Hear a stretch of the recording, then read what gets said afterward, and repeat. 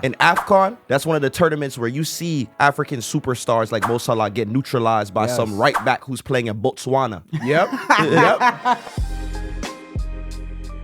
So Jamie Carragher had some interesting comments regarding AFCON, saying that it's... Yeah, you really got to boo these comments. For sure. Jamie Carragher said that AFCON is not a major tournament and should not be considered in the same category as the Euros or Copa America when it comes to Ballon d'Or contention. What do you guys think about it? Why? Just why? Just why? For half a second, I'm like, okay, well, maybe what he's trying to get at is like you weight the Euros more in like Ballon d'Or, but it doesn't matter because he can't play in the Euros and it means so much to them to win that competition. It's all of Africa. Why are we just sitting here and being like, yeah, it's not a major tournament. It's done. I'll give it, the only leeway I'll give to him is, we were talking about that off camera, is that he didn't explicitly say, yeah, AFCON isn't a major tournament. But when Micah gives him a chance to say, oh, it's like, oh, remember. Yeah. Like, oh, remember, like AFCON is a major tournament. It's like, he doesn't correct himself. He ain't trying to go back. Like, yo, you're being given a golden ticket right now to take it back, to take your stupidity and your ignorance back and correct yourself. There's no doubt that Jamie Carragher knows football well. Cool. He's aware of the landscape of the game and what's going on. But he's also proven that a lot of times he doesn't care about, you know, how things may look. He just says whatever he want to say. We've been talking about these narratives like for a while now about, again, the African Cup of Nations and African players overall just not getting the looks that they're supposed to. And after the last tournament, last year, that's possible. The Euros was trash. Copa America was trash. AFCON was lit. Bro, how many other international tournaments had a viral song mid-tournament? How many tournament had the host country fire their coach in the middle of the tournament and then go on to win it? How many? Carragher, how many seasons did Jamie Carragher have where in January one of his best players is f***ed off for a couple of months? He knows the importance of this because he's seen his Liverpool team lose important players. So how are you then going to act like it's not a big deal? I never really understood it. Like the fact that he literally has two of Africa's biggest stars to ever play for Liverpool, Sadio Mane and Mo Salah, play for Liverpool. And he literally saw both of them win editions of the tournament and he's not going to say it. It's even more crazy to me because it's like you literally have representation from your own club at these major tournaments. How much it means to them, how much it means to the world, and you're going to say that it's not on the same level. I think what makes it even worse too is like you've literally seen players go to AFCON, have success there, and be mentioned for these massive awards as well. So your argument is pretty invalid. I know a lot of people are giving Jamie Carragher the benefit of the doubt when it comes to this, talking about this, but it's like in AFCON, that's one of the tournaments where you see African superstars like Mo Salah get neutralized by some right back who's playing in Botswana. Facts.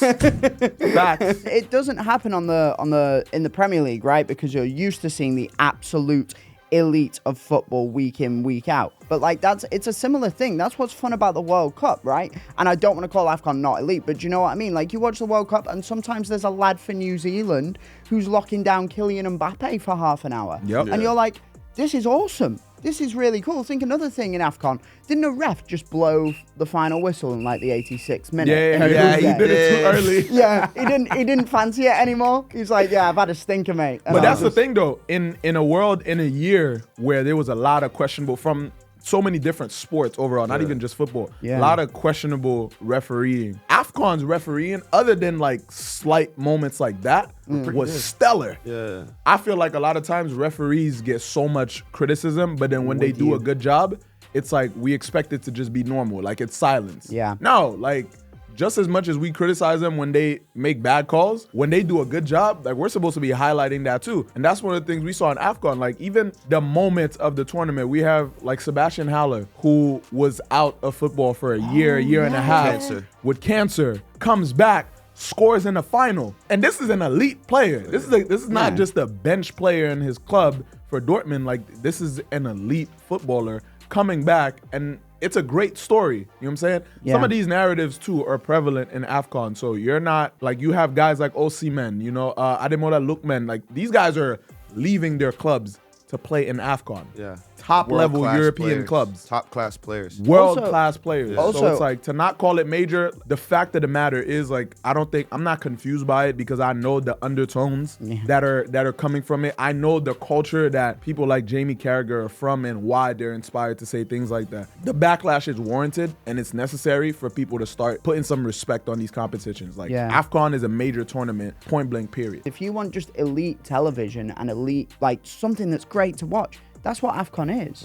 You know, it's great content. So if, like, that is your bare minimum, that is your baseline, that's what gets millions to give a then checks the box, man. And what I love too is that Micah Richards and Daniel Sturridge were so quick to be like, hey, like, bro, actually, AFCON is a major tournament because a lot of other pundits wouldn't have said a word. They would have just agreed with that. Bearing in mind that both of them were England internationals as well, neither of those lads ever played in it. And that doesn't detract from their point. That's just them being, like, more, I guess, tapped into the culture and knowing what it means to, like, whether it be, like, their families, whether it be players they played with, you know, they how do I say this other than they know the vibes, you know? Yeah. Is it a Scouse thing? Is it like a, I don't, is it like a, I don't know, is that region just, you know? Right, well. Because European football only. Yeah, like we have, I'm not going to, so there's been, was it the Napoli president?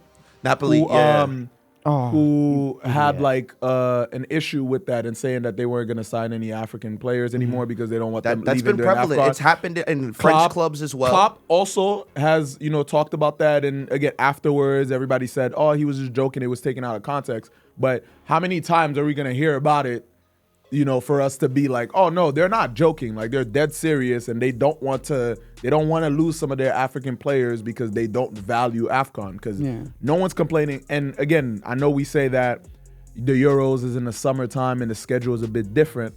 I'm willing to bet that if the Euros is in the middle of the season, no club manager is complaining about losing their European players. Absolutely. Like, it would be a completely different story. Part of the reason this came up was, like, they were talking about Ballon d'Or, right? And Carragher was making the argument around Salah and the Ballon d'Or, and it was kind of all interconnected. If Salah wins the wins AFCON, is that Ballon d'Or locked up? With the performance that he's had this season, like this is a record-breaking season. Like he's putting up numbers, and this is what exactly they were comparing. They're comparing his season to the Alan Shearers, to Thierry Henry, to some of the greatest players and some of their best seasons in Premier League history. So if he caps that off with a Premier League, if he gets far into the Champions League and possibly wins it, I'm saying Barca Liverpool, the way it's looking for the Champions League final, if they end up winning that, and Egypt, I don't see Egypt winning AFCON right now. I'm seeing Nigeria, Senegal, like these teams, but they have a chance. They have a chance. They have a chance. But if he puts up a good performance in AFCON, wins the Premier League, which it's looking like right now, and does well in the Champions League too, like, it's undeniable. He's going to set the record for Premier League goal comps. End of story. He should win it. Sure. Listen, at the end of the day, Mo Salah is one of the greatest players to ever grace the Premier League. Ever. Has everything. You know, football, period. Before he used to be a player, you know, he'd create 4 or 5 chances a game, maybe score one. Now, not only is he creating chances, he's scoring them. He's added so many things to his game. Outside of the boot pass, if they cut him off from going inside. If he goes outside, it's cooked. If he cuts inside, goes on his left foot, it's over. If he goes on the right side, he has that Travella on him. So I think he's really just vastly improved his game as he got older. And if he wins the Ballon d'Or because he won AFCON, it makes sense. Like, at the end of the day, if you win a major international tournament with your country and also win everything at club level, Jamie Carragher or anybody can't say anything.